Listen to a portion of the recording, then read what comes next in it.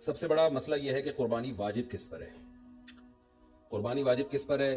لم سم عوام کی سہولت کے لیے ایک نصاب بیان کرتا ہوں جو علماء بتاتے ہیں. 52.5 تولہ چاندی تقریباً 45 سے 50,000 یا 55,000 یہ آج کل ریٹ چل رہے ہیں, آپ دیکھ لیجیے گا نیٹ پر. تو اتنی مالیت کا کسی کے پاس سونا ہو یا چاندی ہو یا تجارتی مال ہو, تجارتی مال کہتے ہیں وہ سامان جو بیچنے کے لیے آپ نے خریدا ہے, یا کیش رقم ہو, یا یہ کہ ضرورت سے زائد سامان, ضرورت سے زائد سامان کہتے ہیں وہ سامان جو پورے سال بھی استعمال نہ ہوتا ہو. تو ایسی کوئی چیز اگر آپ کے پاس اتنی مالیت کی پڑی ہوئی ہے, یا ایک نہیں 2-4 چیزیں مل کے اتنی مالیت کو پہنچ جاتی ہیں, یعنی خلاصہ یہ نکلا کہ آپ کے جو استعمال میں آنے والی چیزوں کے علاوہ آپ کے پاس اتنی مالیت کی مال موجود ہے, اور ضروری خرچے اس میں سے نکال دیں, قرضے نکال دیں, وہ سب نکال کے بھی اتنے پیسے آپ کے پاس بچتے ہیں 50, 55, 60,000 تک, تو پھر آپ پر قربانی واجب ہے. یہ بہت مختصر بتا رہا ہوں کیونکہ اگر میں اس کی نصاب کی ڈیٹیل میں گیا تو پورا کلپ اسی میں نکل جائے گا. تو لم سم ایک بتا رہا ہوں آپ کو کہ اتنا اماؤنٹ کسی کے پاس ہو تو اس پر قربانی واجب ہے.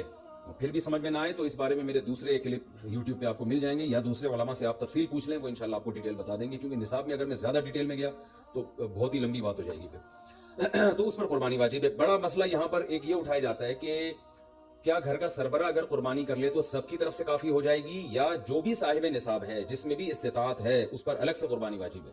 اس میں فقہا کا اختلاف ہے. بعض علماء کی رائے یہ ہے کہ ایک آدمی اگر گھر کی طرف سے قربانی کر لے تو سارے اہل خانہ کی طرف سے کافی ہو جاتی ہے, اور اس کے بارے میں بعض تابعین سے آثار منقول ہیں, مصنف ابن ابی شیبہ کی روایات ہیں. لیکن ہماری رائے یہ ہے, اور بر صغیر کے علماء کی رائے یہ ہے, اور امام ابو حنیفہ رحمہ اللہ تعالیٰ کی بھی رائے یہی ہے کہ ہر شخص پر الگ سے قربانی واجب ہے اگر وہ صاحب نصاب ہے.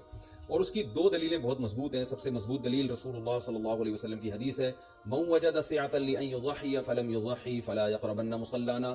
آپ صلی اللہ علیہ وسلم نے فرمایا جس کے پاس قربانی کی طاقت تھی اور اس نے قربانی نہیں کی تو وہ ہماری عیدگاہ کے قریب بھی نہ پھٹکے. تو اس سے پتہ چلتا ہے کہ جس کے پاس بھی اس طاقت ہے, تو اس میں یہ نہیں ہے کہ گھر کا سربراہ سب کی طرف سے کرے گا, تو یہ جو ہے ایسا نہیں ہے, بلکہ صاف الفاظ ہیں حدیث کے کہ جس کے پاس بھی استطاعت ہے تو وہ اس پر قربانی اس کو کرنی پڑے گی. اور دوسری دلیل یہ ہے کہ عبادات میں کہیں بھی ایسا نہیں ہوتا کہ ایک کی عبادت دوسرے کی طرف سے کافی ہو جائے. تو اس پر قیاس کا تقاضا بھی یہی ہے کہ جب اسلام میں کوئی بھی ایک عبادت دوسرے کی طرف سے کافی نہیں ہوتی تو یہ کیسے ممکن ہے کہ قربانی جو مستقل سنت ابراہیمی ہے وہ ایک کرے اور دوسری کی طرف سے بھی وہ خود بخود ادا ہو جائے. تو یہ اس کا بھی تقاضا ہے. بعض حضرات یہ دلیل دیتے ہیں کہ حضرت ابو بکر اور عمر رضی اللہ عنہما قربانی نہیں کرتے تھے. اچھا سوری, یہ دوسرے مسئلے کی دلیل ہے. تو پہلا تو یہ ہو گیا کہ قربانی ہر صاحب استطاعت پر لازم ہے. بیگم کے پاس اگر زیور ہے اور اتنی مالیت کا ہے تو اس پر بھی قربانی واجب ہے.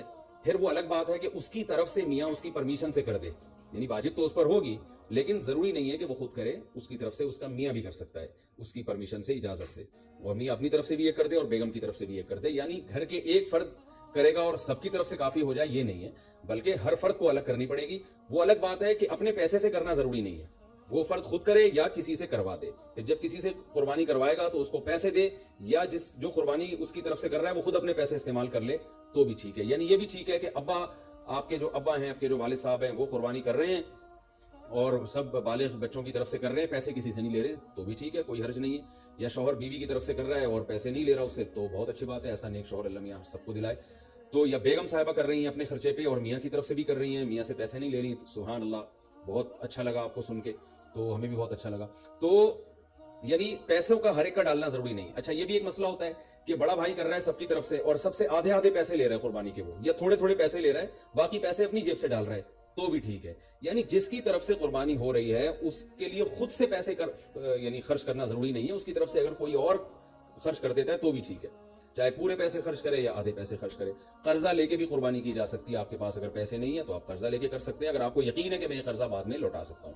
البتہ قرضہ کھا کے قربانی ٹھیک نہیں ہے کہ آپ نے کسی کا قرضہ دینا ہے, وہ مانگ رہا ہے, دروازے پہ کھڑا ہوا ہے, وہ دے نہیں رہا ہے اور آپ اس کے پیسوں سے بکرے کاٹ رہے ہیں, آپ, یہ ٹھیک نہیں ہے. یہ آخرت کے لیے بھی نقصان دہ ہے اور وہ